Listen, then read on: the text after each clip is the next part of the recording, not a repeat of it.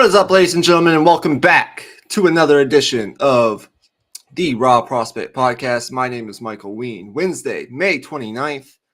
We're almost to June, ladies and gentlemen, 9:45 p.m., and that means it's time to make some way too early predictions about the National Football League, as we are just about a month and a half away from training camps. We're not actually that far away from actual football taking place. We know OTAs have been going on across the league for the past couple of weeks, some voluntary team activities as well. We're going to get into our seeded AFC and NFC playoff predictions now that we're post free agency and post draft based on our gut. We gave it some thought, but this is all way too early, so don't put a ton of stock into our predictions. I'm excited to see where this conversation takes us. With that being said, make sure you guys like and subscribe and go check out all of our other content that we put out here on this fantastic channel. We greatly appreciate if you do. And with all that being said, let me welcome in my fellow, first of all, my esteemed co-host and my fellow NFL and football nerd, Mr. Emmy Nixon. What's up? Nothing much, man. This was a fun exercise to do. I hadn't given, the NFL season much thought up until now, and man, the biggest takeaway I have from doing this is I think the NFC is going to be much stronger come this year. The NFC was very top heavy this past season, and now you have some teams coming back with playoff experience, a year older, a year more mature, and you have some teams on the rise as well. So I'm excited to get into this. So as everyone knows, the playoffs, each conference gets 7 playoff teams, 4 division winners from each division in each conference, and 3 wild cards. In case you are a more casual football fan that's tuning into this, just so you guys know, I think we should start in the NFC and let's reveal our wild. Do you want to do division winners first or wild card teams first? How do you want to go about this? Well, let's reveal division winners. I'm interested to see if we have the same 4 teams. Okay. Well, okay. For my division winners in the NFC, I won't go in any particular order yet because I actually have them ordered, but this is in no particular order. In the NFC South, I have the Atlanta Falcons as of right now. In the NFC North, I still have the Detroit Lions. In the NFC East, I have the Philadelphia Eagles. And in the NFC West, I almost went bold, but I went with the San Francisco 49ers. I had the same 4 teams. NFC West was an interesting one. I think the Rams are a team that's getting overlooked right now. I really liked the offseason that they had. They went out and really improved this offensive line, and they got a certain type of offensive lineman too. Like, they were very intentional with the guys they went out and picked up. Their offensive line is just from a size, just huge, just massive. And they're going to be able to play power football. They're going to go 11 personnel, and with their 3 wide receivers, all 3 of their wide receivers can run block. So that's going to create a lot of matchup problems for defenses. And I think they're going to be really good this year. I think they're going to be right there in terms of this division. Can I make a quick confession? When I was doing this originally, I had the Los Angeles Rams in my 1 seed spot. But then I thought about it a little bit more and I switched them out for the San Francisco 49ers. In my 2 seed spot, I put the Detroit Lions. As you guys know, I've been on that bandwagon since the start of last year. So I'm going to stay on that. I had the Philadelphia Eagles at 3, and then I have the NFC South winner, the Atlanta Falcons, at 4. I didn't predict records, but you can kind of get an idea based on the seedings of where those teams would fall. What about you? What was your order? I actually had the Eagles as the 1 seed. Okay. I I think them changing out their coordinators, I think, is going to play a big factor. Um, they had a couple of guys that just weren't as experienced in that facet last year, and I think switching out that and improving their defense coming into this year, I think they're going to be in a much better spot, especially with Saquon in that backfield. They're going to take a lot of pressure off of Jalen Hurts. And then 2, I had the San Francisco 49ers at 12-5, um, Detroit at 11-6, and the Falcons at 10-7. Okay. We can talk more about these teams, but let's now move to our wild card teams and lay out who our wild card teams were in the NFC. For me, again, in no particular order, I have the Dallas Cowboys, the Los Angeles Rams, and the Green Bay Packers as my 3 wild card teams. What about you? For me, I had Seattle, Green Bay, and the Los Angeles Rams, with the Bears and the Cowboys just missing out on the playoffs. Interesting. Okay. For me, and I was flip-flop. I guess I could flip-flop 6 and 7, but I have Green Bay as my top wild card at number 5. I had Dallas at number 6 as my second wild card, and the Rams at number 7 as my third wild card. Although I've been going back and forth on flipping Dallas and Los Angeles. What about you? I think Los Angeles' schedule is actually pretty favorable. They play Washington. I think they play the NFC South as well. I'm pretty sure. I thought I felt pretty good about them, being able to, get to 10 wins. So I feel very comfortable with them in the 7 spot or somewhere in those wild card spots, or even winning this division. I'm not ruling that out either. And then I had Green Bay at 6 and Seattle at 5. I think, Seattle's a weird one right now because I think they're a team that is kind of getting lost in the shuffle a little bit. But that's strange because the general consensus from everything that I've seen is that Seattle absolutely nailed this draft. So whether or not, the narrative catches up and Seattle hype train and trying to kind of starts up here in the next few months, who knows? But I find that interesting because I think with last year's team, I think they've just kind of gotten off of people's radars a little bit. Yeah, for me, I would have Seattle and Chicago as my 2 teams that barely miss out. I think there will be a group of 3 or 4 teams fighting for maybe even 5 teams because you never know. A team like Minnesota, if their quarterback situation works out with an offensive head coach and the weapons that they have, with some of the moves they made on defense, they could be in the mix as well for a potential wild card spot. Although I just am not sold on that yet, just because that division I think is going to be maybe the most improved division in football, or maybe the best division in football. We don't know yet.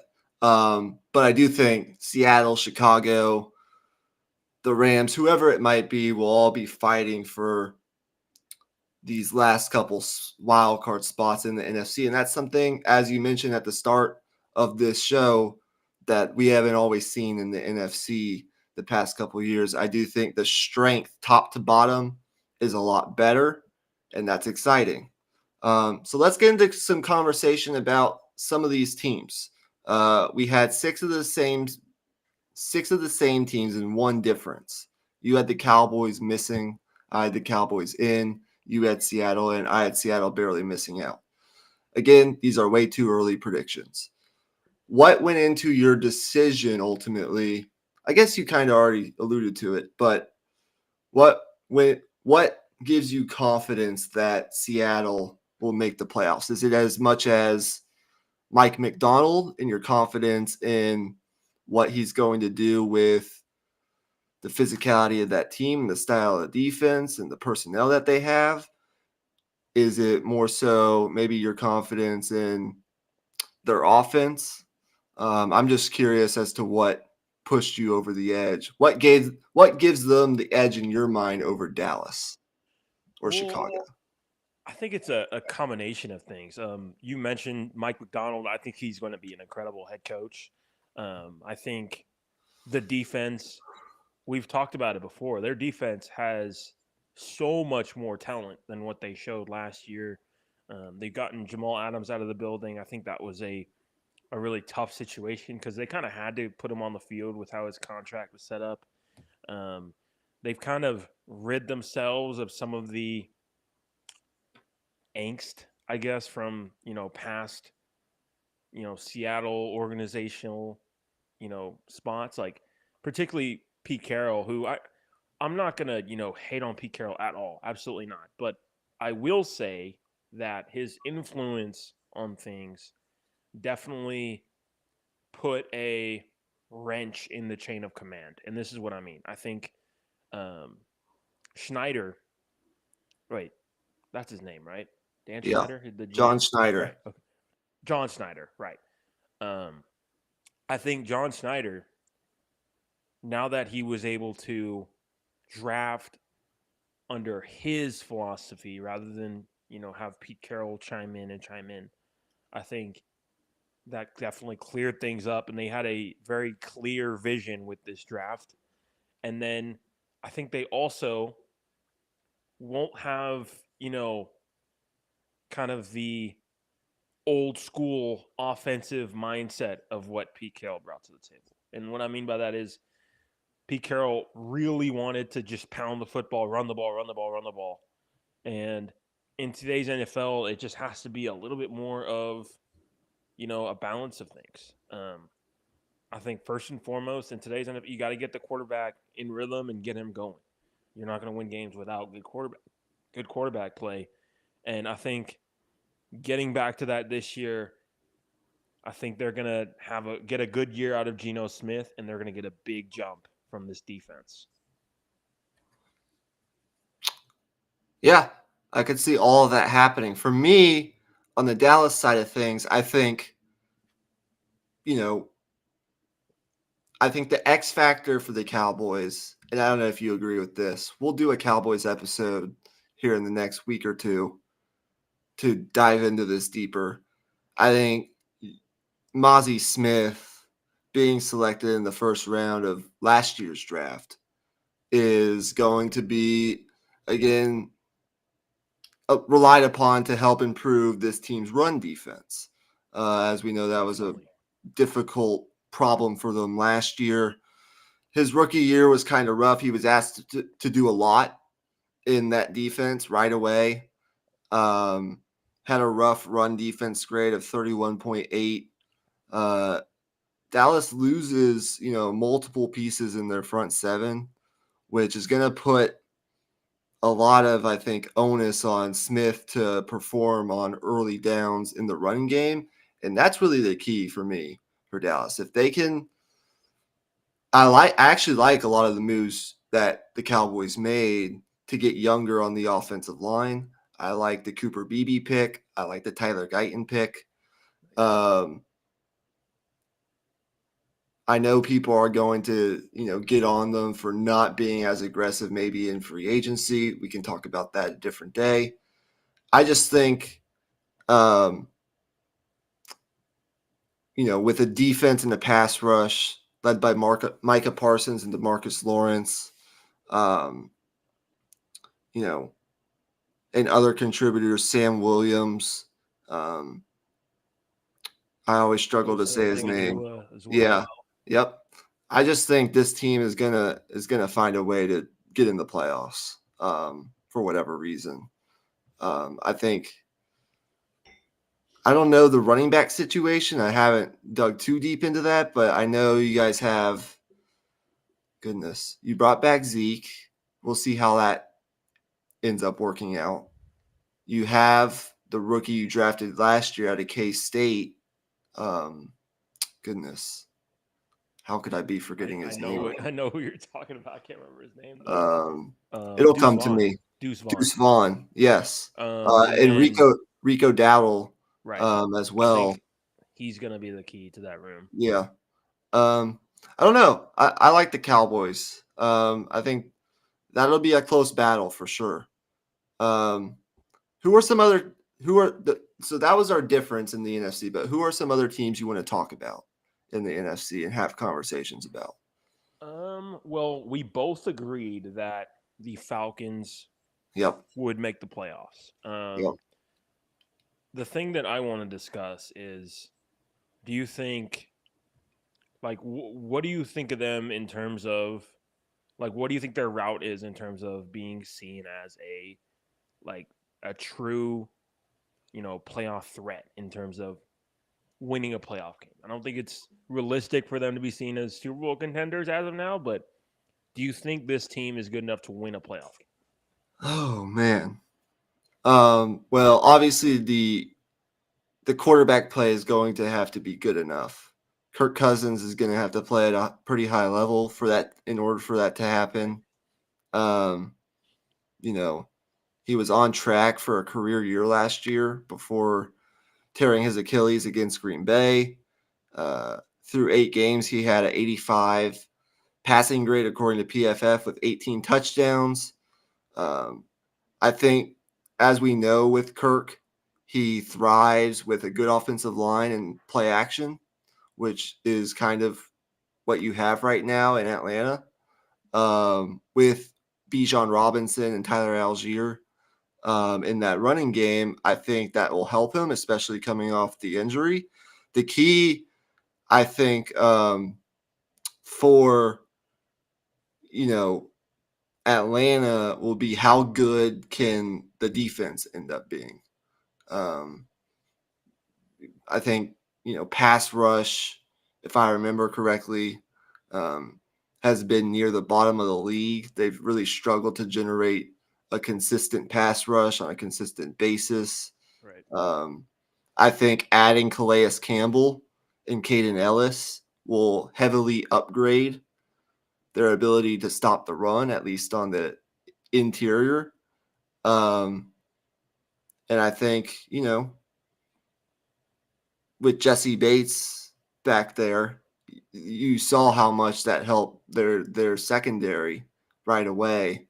But I think most of it comes down to just finding consistency at the quarterback spot because they won. How many games did they win last year? I think they won With seven seven games. I think so. And then also I think to all those other points, one of these guys, whether it be a Darnell Mooney, who they picked up in free agency, whether it be Rondale Moore, who they brought in, whether it be Kyle Pitts, who's really yet to have the breakout Pro Bowl, all-pro caliber season that we thought he might be capable of having, is going to have to step up alongside Drake London to be a featured target in that offense. So I think it comes down to having that second receiver, Kirk Cousins, playing really good football, and the pass rush being better. Yeah, I think you nailed it with the pass rush part of it. I think it just comes down to them winning close games, and it's just so difficult to. Oh my goodness! Sorry about that. One more note I would add on Atlanta before you make your point is I think the Braylon Trice pick. I know people gave them a lot of flack for their draft, but I do think the Braylon Trice pick in the 3rd round, the edge rusher out of Washington, who's a high motor guy, easily, I think, the best. Well, you can make the argument for Jabbar Muhammad, but outside of Jabbar Muhammad, I think Braylon Trice was right up there as the best defensive player on that national championship runner-up team for Washington last year. And I think he's a rookie, one of those day two rookies to watch that if he were to pan out and get rotational minutes, not for it to sound like basketball, but if he's in the rotation and he gets rotational work for them, he could be an underrated kind of unsung hero kind of guy that makes a difference for them in their pass rush. I think everything he gives you as a pass rusher is a bonus because I think you draft him to kind of be your just a run stuffing edge, and I think he gives you some potential with pass rush. I think he has the ability. It's just whether or not he can like go and do it.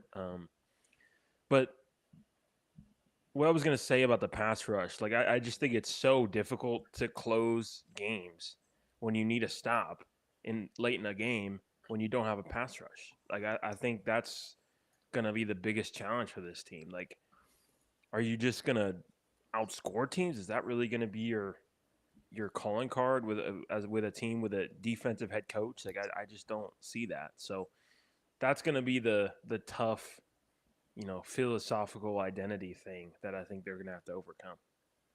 Do you think that, well, a couple questions. Do you think that the Tampa Bay Buccaneers are their biggest challenger in that division? Let's Or see. I had would you the see Bucks someone else? going. I actually had the Bucks going 6-11. Oh, wow. Yeah, I had I had the Falcons winning this division pretty handedly. So the thing with the Bucks is they're getting a first place schedule, and that's going to be a really Yeah. difficult thing, considering their defense is just getting older, and I'm not sure, with them losing guys from that cornerback room, whether their secondary is going to be, good enough. I think teams will be able to exploit their secondary. Yeah, I would agree. For me, I just think the Falcons are a tier above the three other teams in the NFC South. And I don't know if I'll go as far as to say it's not particularly close because I have my questions about Atlanta. Right. But I think there's a pretty defined gap there. And I don't even know, like I ask you that question, I don't even know who I would put in second place. Maybe New Orleans. I'm not quite trust New sure. Orleans either. That's the thing. I think it still would be Tampa for me, just because they've proven that they can, do it. And I really like Baker as a leader. I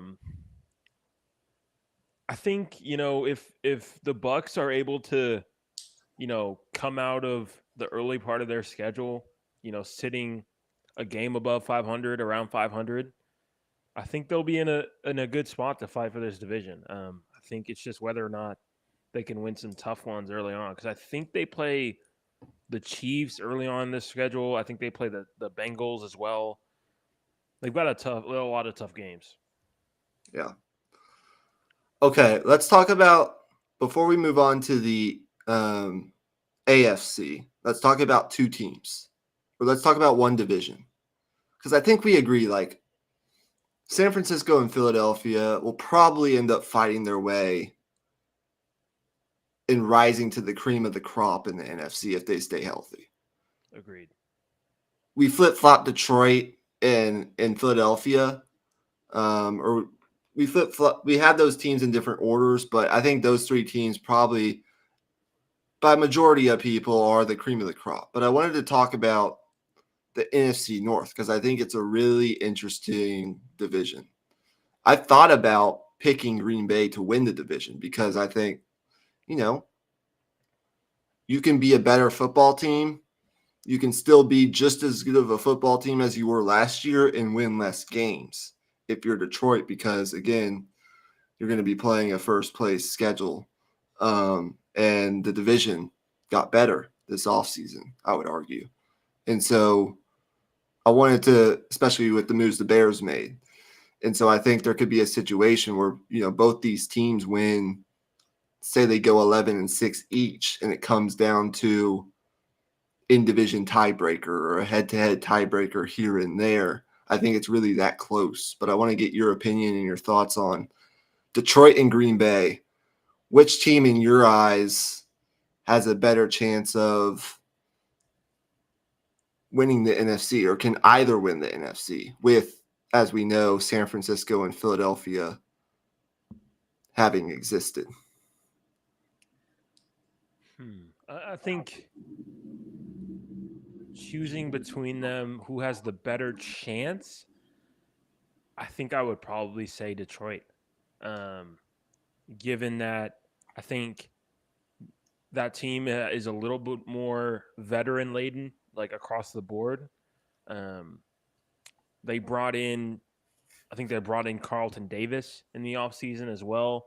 They've they filled in the gaps of their team really nicely this off season, and they're looking at you know some improvement from some of their young guys. I think Jack Campbell is going to come back um, and play really well this season. I think he had a really solid second half of his season last year as he's just trying to learn, the position of that at middle linebacker. And if those things happen, you could be looking at, a top 12 defense. And if Detroit is that, we know what this offense is. I mean, Jahmyr Gibbs is fantastic, and I think they're even going to feature Jahmyr Gibbs even more than what they did last year throughout the year. So I think I would give the edge to Detroit. But it's close. It's gonna come with Green Bay. It's gonna come down to how good Jeff Hatley can get this defense to be, because this defense has a ton of talent. It's just whether or not their new scheme will mesh with the team early enough, because a scheme change is very difficult, especially for a Green Bay team that has been a 3-4 team forever. Yeah. For me, for Detroit, love their roster. I think it's a top 5 roster in football. I think they had another really good draft. I think the players I'm watching for them on the offensive side of the ball, Jameson Williams, he's had his moments. There have been flashes. The first round pick from 2022. Next to Amon-Ra St. Brown, we know how good Sam Laporta became, and that they nailed that one. We know how good their dynamic running back duo is with David Montgomery and Jahmyr Gibbs. I saw a stat. Those guys both had rushing grades of at least 80, and both rushed for at least 900 yards and 10 touchdowns. So we know how good that duo is. We know how good Amon-Ra St. Brown is. But with losing Josh Reynolds at the wide receiver position, it's kind of like that number 2 guy on the outside for them. I think it'll come down to, I guess, taking this offense to even a higher level. How good can Jameson Williams be in year 3? Because time's kind of running out for him to become the impact player they thought he might be by using that first round pick on him if he doesn't do it this year. And so if he reaches his potential, just think about how much more potent this Lions offense could be, as good as it already is. And then on defense, since we are doing a post-draft, I guess, playoff prediction, I think we'd be remiss if we didn't mention what possible difference guys like Terrion Arnold and Ennis Rakestraw Jr. out of Missouri, both guys they drafted to help this secondary, could potentially make for them. We know they drafted Brian Branch a year ago. I know a lot of people that saw Rakestraw as a first-round talent. And They say he fell because of some core and groin injuries. Um, but I thought they got really good positional value for both. They got Arnold at 24, and then they got Rakestraw later on, and I believe round 2. And those guys will pair with Brian Branch, um, and some other newer additions in that secondary. And how good can that secondary be? Well, we'll just have to find out. But yeah, I think that's pretty much what I'm watching for Detroit. The quarterback play has been awesome. Got to give Jared Goff a ton of credit for what he's been able to do. The offensive line loses Jonah Jackson, but I don't think they'll miss much of a beat. Penei Sewell has an argument for he's Best probably right the best tackle in right, football possible. yeah, Oh, right tackle. Right. best right tackle in football. Still like Taylor Decker. I really like the interior with Ragnow and Glasgow and Kevin Zeitler. They're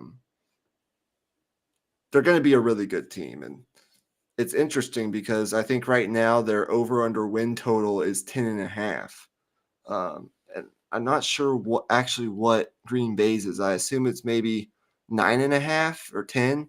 But those teams are neck and neck. And I think you're right. Green Bay ultimately comes down to how good is the defense? Because if the defense is good, you have the quarterback play and you have the weapons. Yeah. I'm super excited to watch the NFC North, and it's not even just those two teams. We could I think the Bears do a are whole gonna be really, really podcast. good as well.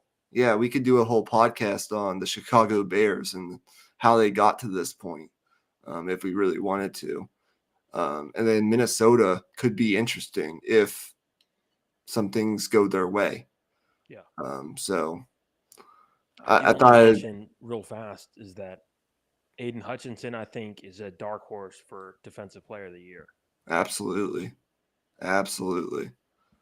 Anything else on the NFC front? Again, my way too early predictions goes as San Francisco 1, Detroit 2, Philadelphia 3, Atlanta 4, Green Bay 5, Dallas 6, and Rams 7.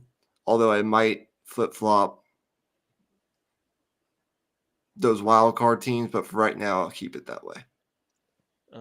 Well, I just want to mention I had the Giants making a big jump this year as well. I had the Giants at 9-8, just kind of hanging around 500 for most of the year. I think Brian Burns, them adding him to the defense is a really big deal. And then Malik Neighbors, I think, is going to be Offensive Rookie of the Year. Okay. Interesting. Let's go to the AFC, and we'll take the same approach.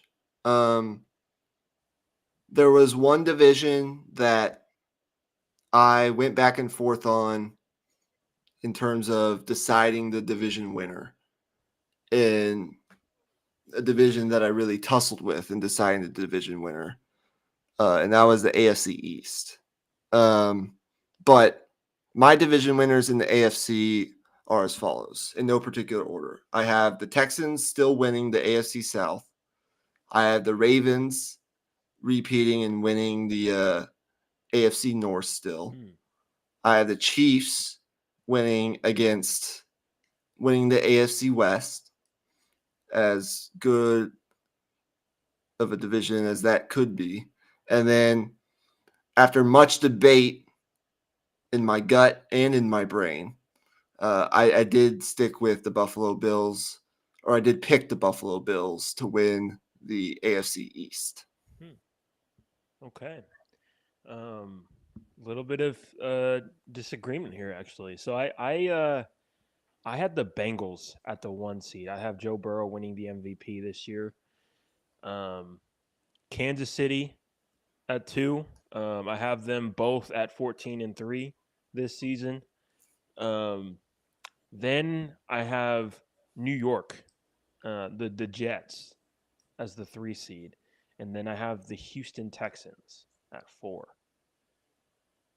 Okay, I have Kansas City 1, Houston number 2, Baltimore number 3, and Buffalo number 4. And then my wild card teams in no particular order. I have Cincinnati, I have New York, the Jets, and I have Indianapolis, the Colts. Interesting. Okay. So who was your 5 seed again?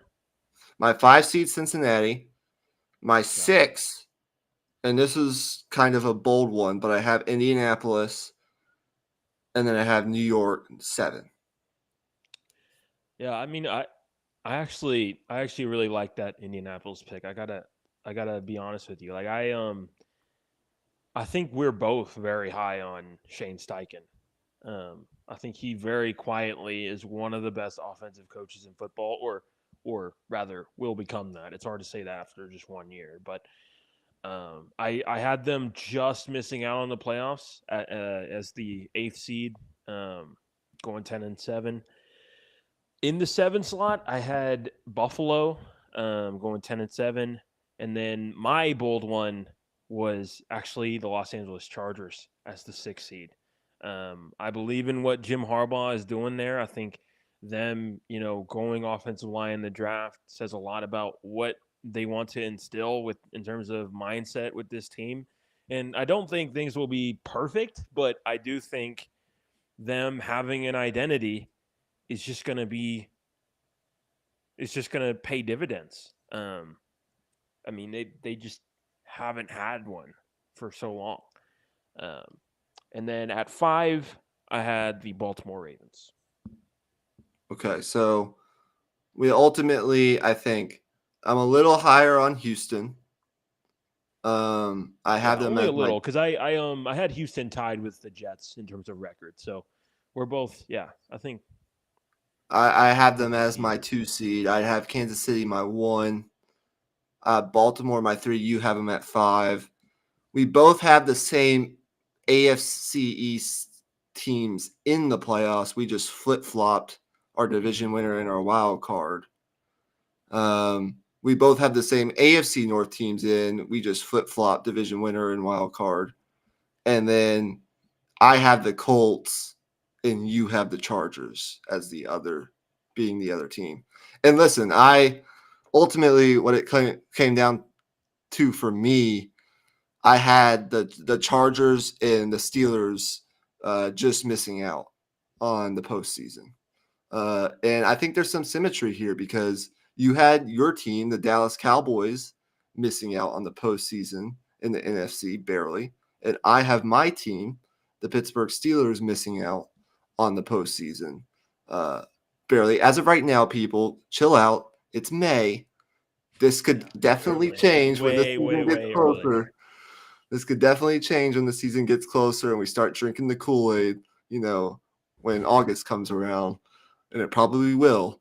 But for me, when I saw the Steelers' schedule, especially the back half of the schedule, I was like, I just can't, as of right now, put them in the postseason, even though I think they could go 9-8, 10-7 if the quarterback situation works out in their favor.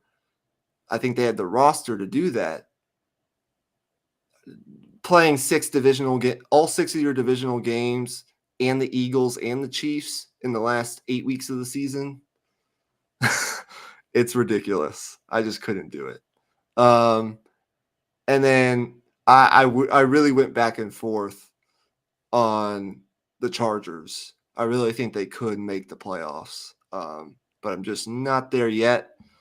Yeah, I guess what the conversation should be here, because we can disagree on where Houston will be seated, but ultimately we both think as of right now they're going to be the top dog in that division. They added Stephon Diggs. Like, we loved their offseason, or at least I did.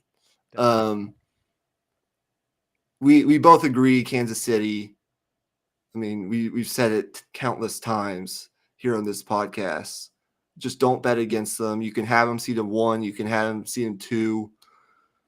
They proved they can go on the road and do it. Yep. We've seen them get home field and do it. Wherever you have them right now in May really doesn't matter. It comes down to 15, Andy Reid, and how good those receivers are going to be for me, because that defense is fantastic, as we know. But I think the conversation here comes down to the AFC North in the conversation between Cincinnati and Baltimore, and the AFC East in the conversation between Buffalo and the Jets. So let's get into that right now. Which one do you want to start with? Let's get into some AFC East talk. Okay. I think.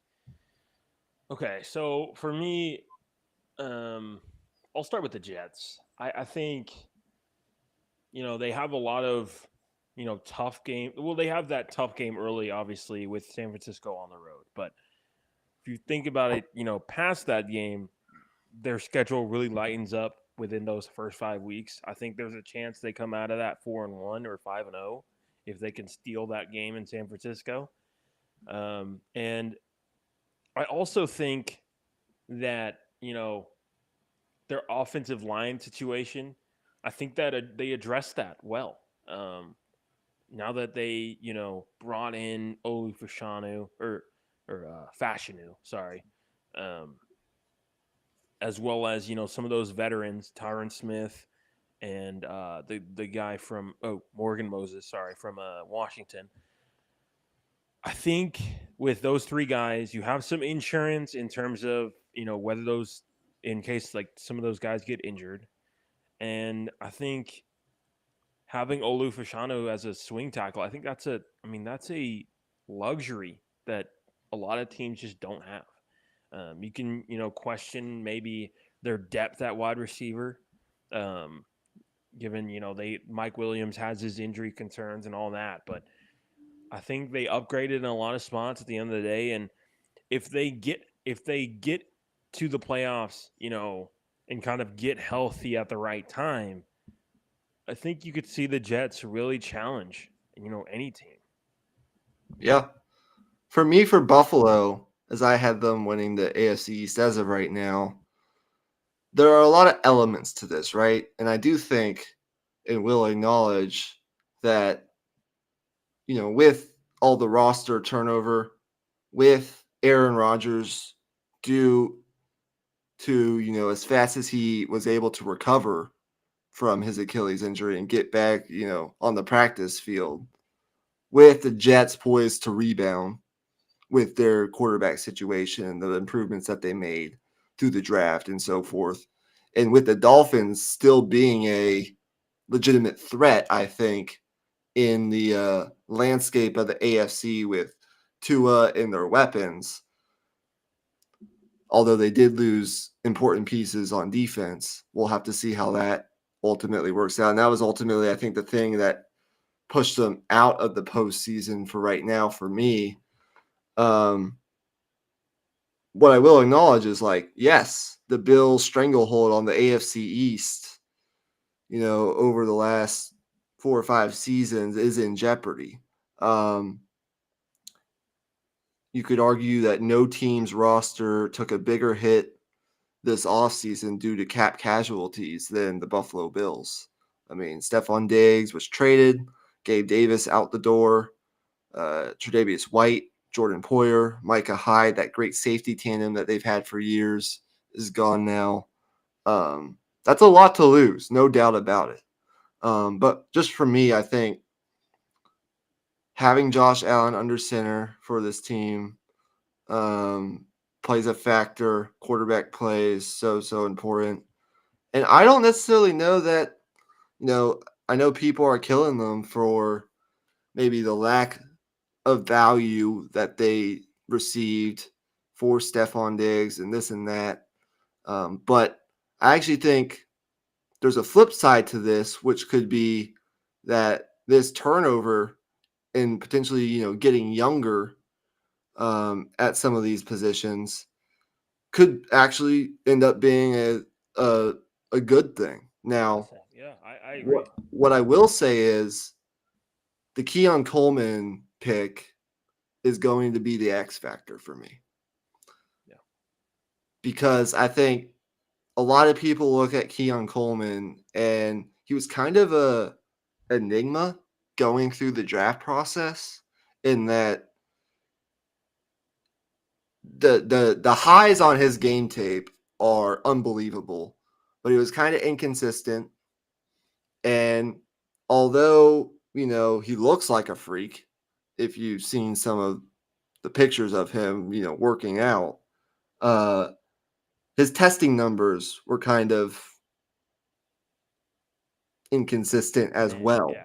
Yeah. Um, the 40-yard dash time and his on-field sprint speed, I think his 40-yard dash time was the slowest amongst wide receivers at 4.61. Yet he was the fastest player on the field during drills, according to Next Gen Stats. Like, he seems maybe about as boom or bust of a prospect at the wide receiver position that you maybe could have found in this draft. Yeah. But I think he has the chance to be a real focal point of this Bills offense. I do like what they added in Ray Davis to pair with James Cook at the running back position. And I actually do, I do like this receiving core, Keon Coleman, Curtis Samuel, and Khalil Shakir, if one of those guys can really step up into, I guess, the number one role. Um, I the offensive line is going to be a question. They need some of these younger guys to step up for them. And then, of course, there are questions on defense, but I just, for whatever reason, I guess, not knowing what it's quite going to look like with Rodgers, although I'm hoping it looks really good, I went with Buffalo. There's no real science to this, as we said at the beginning. Yeah. Yeah. Here's the thing. I think, you know, they had to get younger. This is something they had to do. Yeah. Their team was just really old, man, and it really caught up to them last year. I think with the injuries that they suffered across the board, and here's the thing too. I mean, you just have a chance with Josh Allen as your quarterback. You just do. Um, doesn't matter what your team is, really.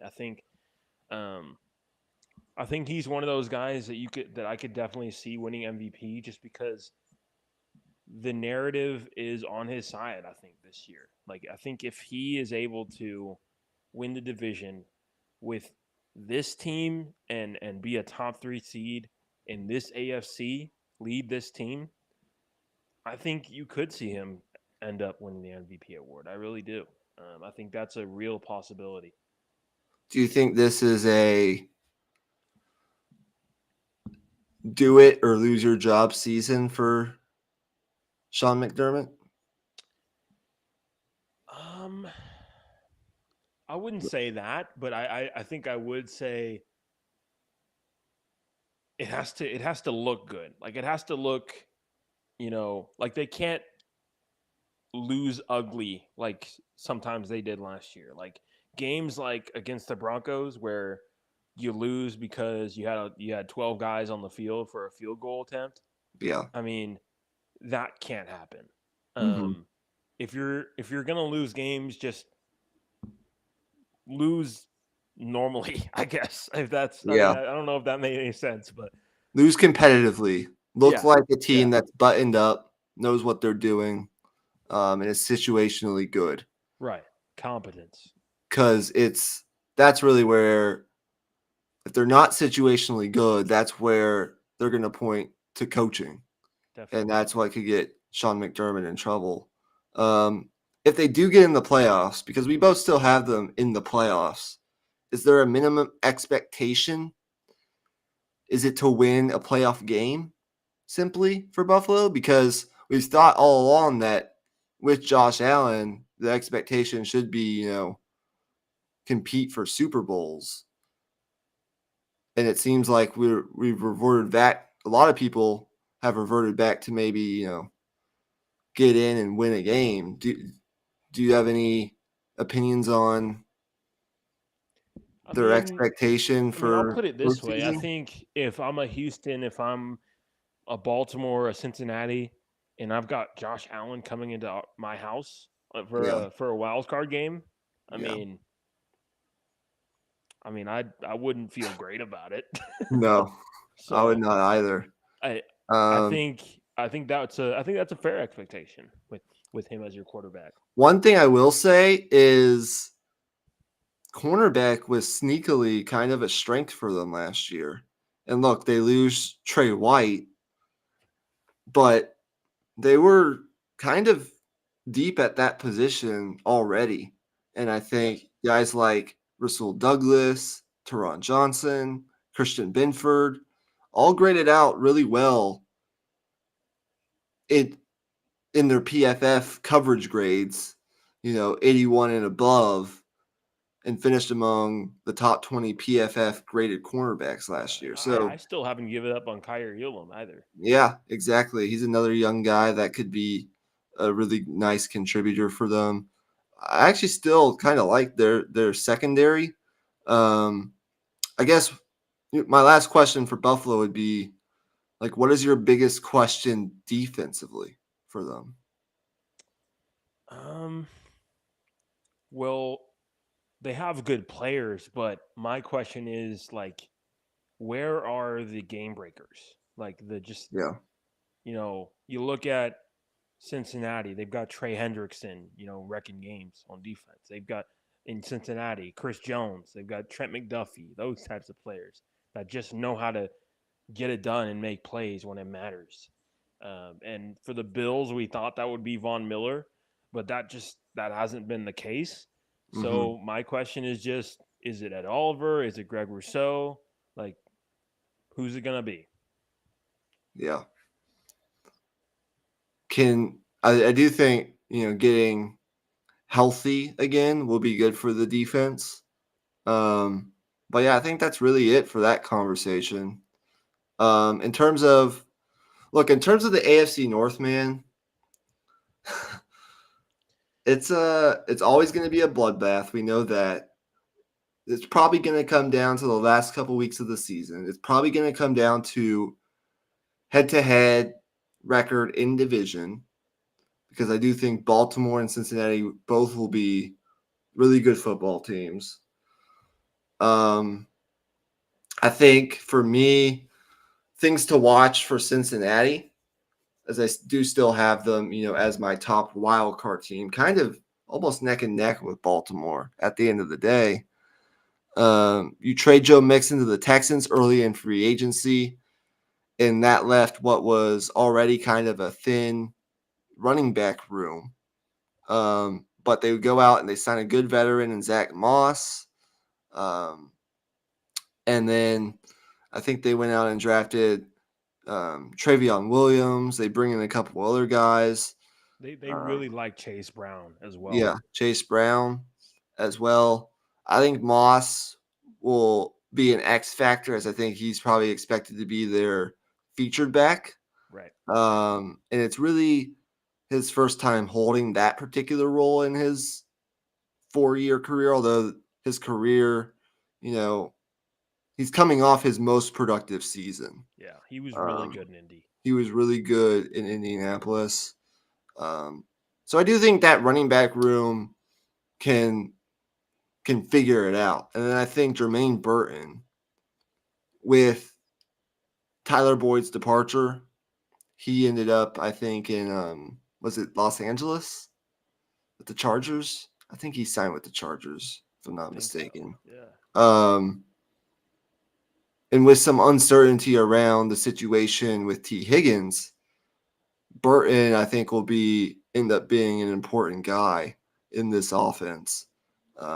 He was an impact player while at Georgia, and he put up even bigger numbers at Alabama, culminating in a season last year where he caught 39 passes for 800 yards and 8 touchdowns and had 0 drops, according to PFF. So, Jeez, like in terms of yards per catch, like I can't yeah. even get my head around that. Yeah, he had a lot of he had that deep ball connection with Jalen Milroe.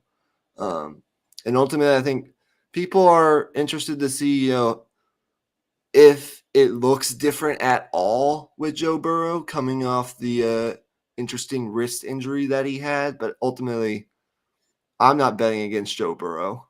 And I can absolutely see a scenario where the two teams are flipped around for sure. Yeah, what I've been reading is that Joe Burrow has come into this season in terms of like nutrition and like trying to improve his durability, and whether or not that you know comes into fruition and really helps him or not, who knows? But I do think he's refocused and ready to go. And that's I think and that's part of the reason I had him as my MVP. But it's super early, man. It kind of feels like it's really fun to do, but there's still so much that could change. Yeah, I think for me, for Baltimore, I just and I hate to do this because I loathe the Ravens, but I respect them because I think they're the top three, top four most well-run organization in the entire league. I don't know if that's a hot take or not. I wouldn't say so.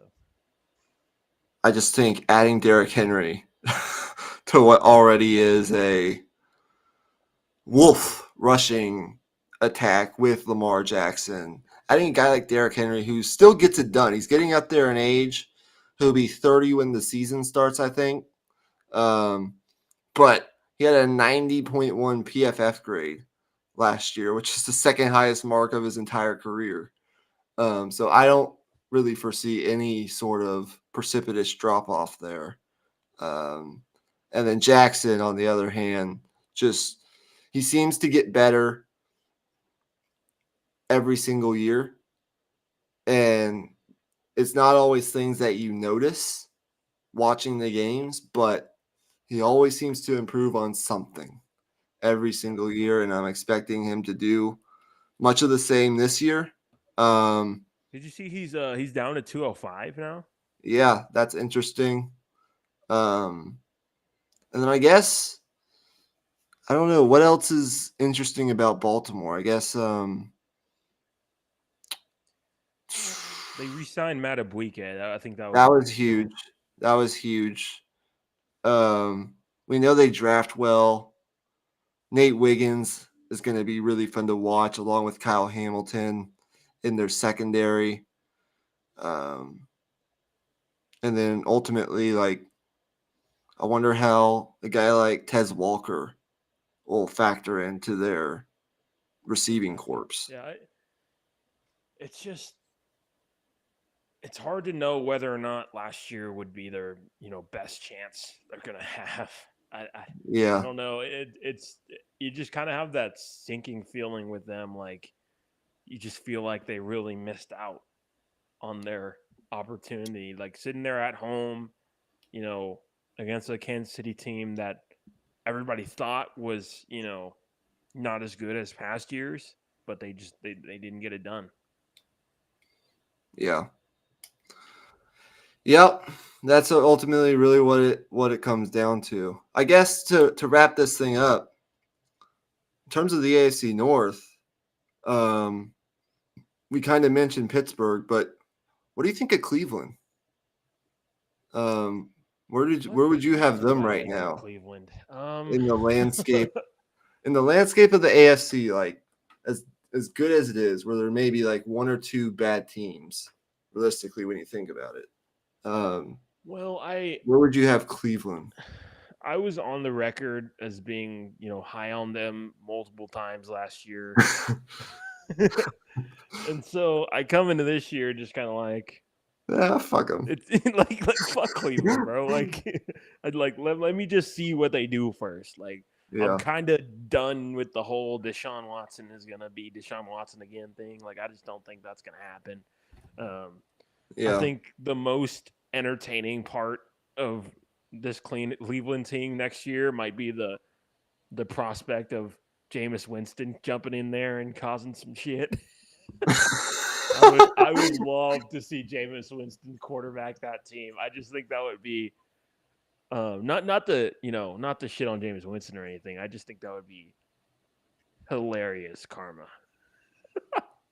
Oh man. There's a part of me that wants to see a Browns Steelers matchup with Justin Fields and Jameis Winston going at. Anyways, Oh man. I do think we're both kind of in the same position with the Browns. in that we know they have a good defense, really good defense, and we know they have a good roster. But we're kind of both in the same position that I know this is a weird analogy. We're both kind of in the same position that Joel Klatt was before last season with Texas, where he basically just said, like, no, they're talented, no, they could be a good team, no, they could contend. But until they do something, like, why should we give them the benefit of the doubt? Yeah. And I think that's kind of the position I'm in, at least with Cleveland. My take is like if they were really confident in Deshaun Watson being Deshaun Watson again, they would have brought back Joe Flacco. But I think they were afraid that bringing him back would cause controversy if Deshaun goes out there and shits the bed again. Everybody's going to be asking for Joe Flacco, and they don't really want that. Yeah. Can you imagine like a midseason quarterback battle between Joe Flacco and Jameis Winston? And the Browns are sitting at 2-6. Oh, That man. would be, I mean, that would be everything we love about football, right? Oh my goodness. All right. Anything else for today? This is really fun. I enjoyed this one. Yeah, this was really, really fun. I'm gonna put you on the spot. All right. Who do you think is gonna be this year's version of the Panthers? Who's gonna suck? I knew this was coming. Who is going to fucking suck dick? Let's see. Let me think about this. Like that, but okay. Let me go through the divisions and think about it for a minute. Okay, in the AFC, I'm sorry, but I think the Patriots are going to struggle. They're going to struggle a little bit. Too. If I had to pick a team in the AFC, they might be it. Yeah, I think the Patriots are really going to suck. Yeah, a team we didn't mention in this conversation that, you know, they've been in the playoffs. They have a quarterback in the top 10 of the league. Jacksonville. We didn't really discuss Jacksonville all that much. Yeah. That's fair. I'm kind of in the same spot as Cleveland with them as I am with the Browns. Even though like whether that's fair or not, I don't know. But that's just kind of where I'm at. Where it's just like I know Trevor Lawrence is great, and I know like a lot of things like really just didn't go their way last year. So it might just be kind of they might just revert back to the mean and be good again. But I also I don't know how I feel about the rest of their roster. I don't know how I feel about their offensive line. I think, you know, I think I don't know. we're in similar positions in terms of how we view the teams and why we have them right now not being in the playoffs. Just the simple fact of prove it to us. Do something before we talk about you. Which is fair to an extent. But I think the reasons for it are kind of like mere opposites of one another. I think for Jacksonville, we have questions about other parts of the roster, although we know the quarterback can be really good. For Cleveland, we don't really have questions about their roster. We just have questions about the guy under center and whether or not he can be the guy that he used to be.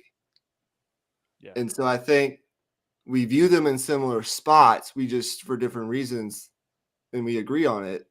I think, they're similar situations. And they're both in, I think the AFC South is an improved division. I think the Titans sneakily made some good moves this offseason. That's what I've been saying. We got to mention them as well. You have to applaud Tennessee for, like, at least making some moves and being aggressive somewhat. Yeah, and trying In to build the this thing around transitional Will period. Levis. Like Yeah, they're putting their money where their mouth is. That's for sure. Some teams just don't exactly. really do that for their young quarterback. I do But want in to say this before we sign off, though, kind of as a parting shot. This was a bit of almost wishful thinking, but I have New Orleans being tremendously shit this year. Kind of just as I mean, they've been cursed with mediocrity for so long, so like that's why I kind of said it was wishful thinking. But I just kind of want this to be the year where they crash and burn and are kind of forced to reset this thing. They yeah, need I to think it reset could be this good thing. for them. Yeah, Sometimes being honestly, yeah, sometimes being shit is not all bad. exactly.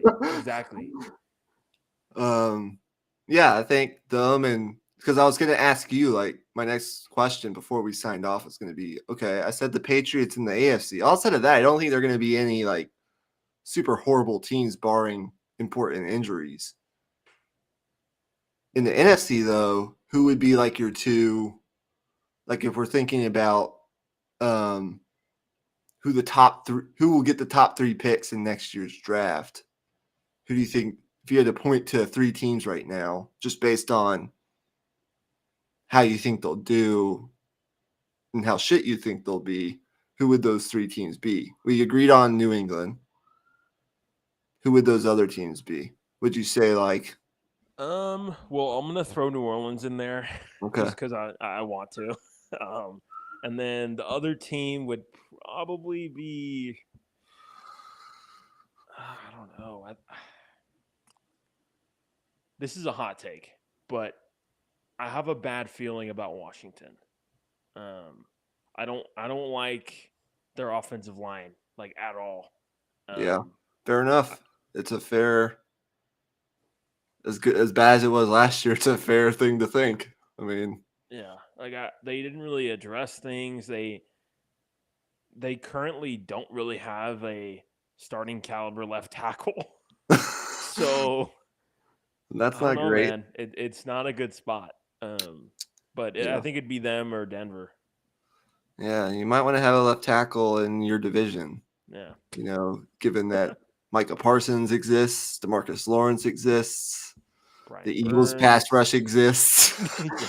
Now Brian Burns exists Yeah. on the Giants. Yeah, I worry. Now that you bring it up, I do, because I do like parts of their team, and Yeah. I like kind of the direction they're moving in. But at the same time, it's like, oh boy, when you really think about it and get down to the nitty gritty of what that offensive line makeup is right now, and the lack of moves thereof that they made to try to address it.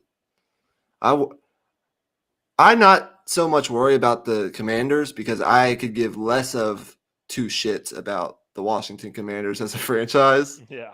Sorry, Commanders fans, but I just don't care. I think Um, all two of them are pissed at you. but I do give I do give 2 shits about Jaden Daniels. Yeah. Because I want to see him exceed. Because if he does, he could really explode. Um, so we'll leave it at that. We won't get into some weird Yeah. Chuck Yeah. Charles Barkley sayings. Uh, anyways, that's gonna do it. If this is your first time tuning in, Emmy and I, when we get talking football, even if it's like the middle of fucking June Yeah. when there's absolutely nothing going on, we can go for a long time. We could basically go on and on. Really, the biggest NFL news I've heard in the past week is Joe Burrow's hair. So